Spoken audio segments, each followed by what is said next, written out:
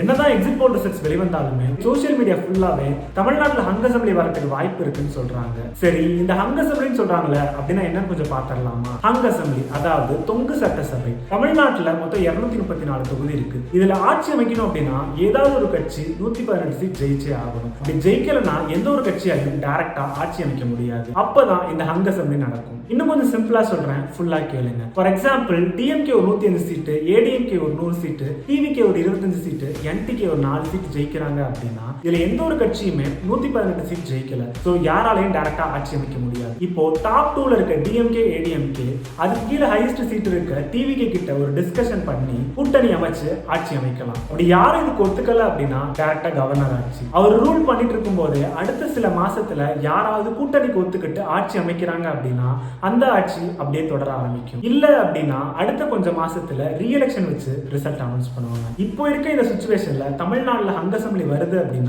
TVK, ADMK கூட கூட்டணி அமைக்க அதிக வாய்ப்பு இருக்கு. ஏன்னா விஜயை பொறுத்த வரைக்கும் திமுக ஒரு தீய சக்தி, திமுக ஒரு தீய சக்தி, திமுக ஒரு தீய சக்தி.